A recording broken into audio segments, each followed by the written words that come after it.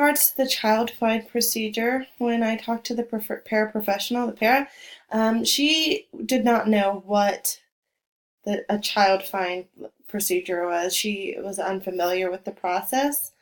The special ed teacher said that we do we do screenings in kindergarten as well as in pre-K, and we also use the MAP data to see where students are at. So if they're below a certain percentile, those students are looked at closer.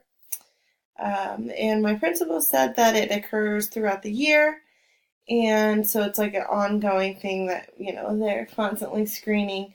And they said that kindergarten roundup, which it happens at the beginning of the year, is a really good time for the screening, and that's when they do all the testing and stuff. As far as the challenging parts of special education, the para said that the schedules are constantly changing. In my school, paras do have different schedules every day, and just depending on if we have a lack of staff there, if sometimes a para gets pulled into sub on occasion, their schedules really do change quite a bit, and so I can see how that could be challenging. Also, being seen as an authority figure and managing behaviors can be harder for the paras, and knowing what the teacher expects of them can be hard. This para said that it depends on the teacher that they work with, but sometimes certain teachers are harder to know what they want you to do. The special education teacher said that a challenging part of her job is the caseload. She has a very, very large caseload, and that can get really stressful with writing all the IEPs and keeping everything in order. And also there's a wide range of needs, so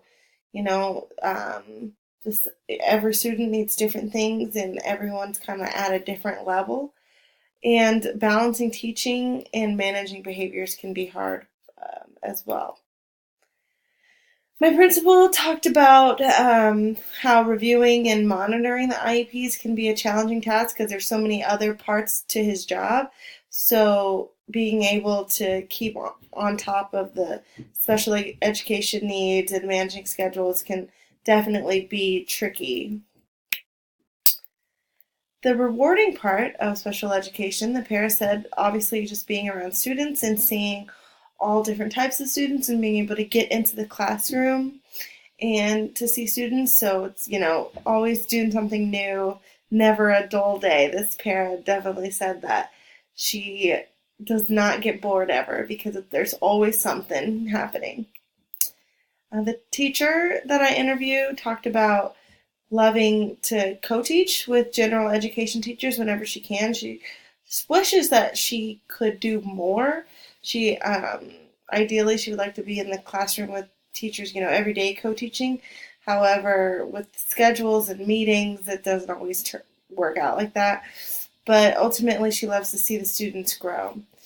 And my administrator talked about how grateful he is to have a team of professionals who work to meet the needs of students, and seeing everyone work together and collaborate on a student is really rewarding.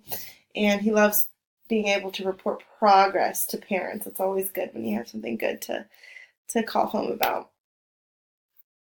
As far as advice for the supervision of staff, the para said that they'd like to see the schedules being cut down on how many changes there are, and just trying to stick with a schedule. And also maintaining communication. It makes their job really hard if they don't understand or know what's going on in the school or with certain students. The teacher talked about holding a meeting at the beginning of the year to kind of talk about expectations, and meeting weekly as a team, and also meeting weekly with paras to talk to paras about how they can do better at their job and give them tips and some training as well. My administrator talked about having staff submit weekly schedules so that, he can check to make sure that everything is as it should be and is going according to plan. In regards to working effectively with parents, the para talked about making sure that they're, always trying to treat the parent's child with love and respect, and being the type of person that they would want in their own child's life. Like if their kid was working with the teacher, being like how they would want them to work with their kid.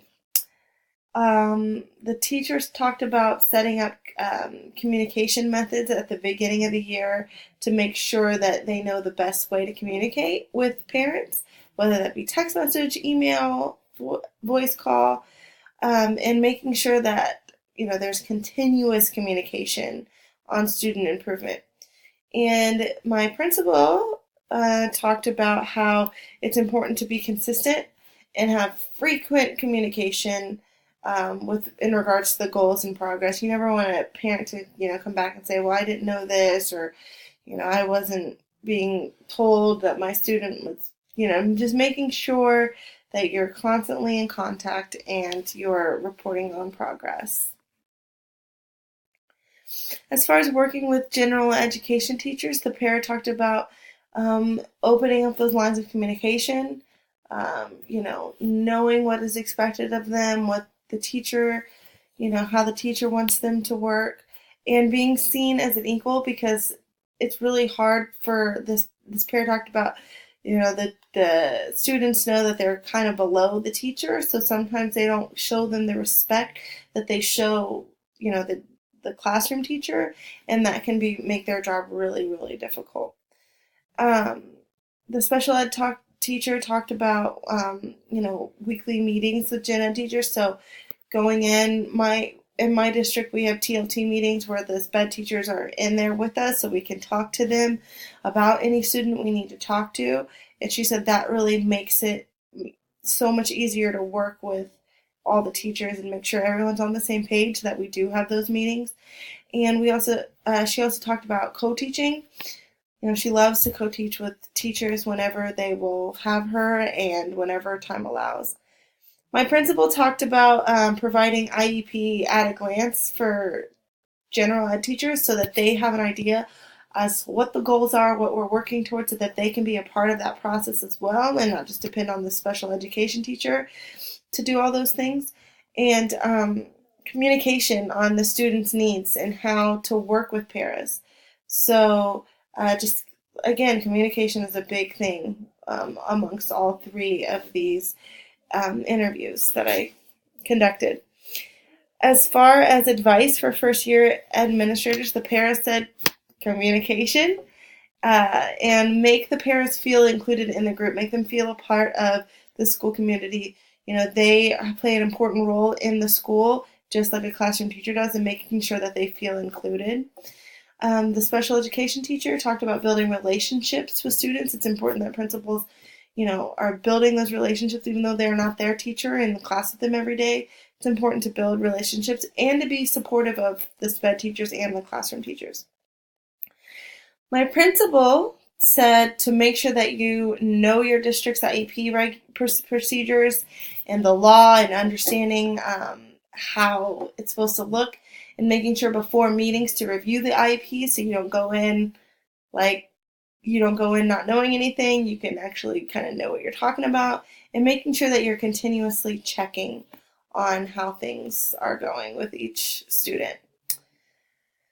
Okay, so the role of the paraprofessional, the para said that the role of the SPED teacher is to, kind of monitor them, and that's who, they go to with any questions and concerns first off.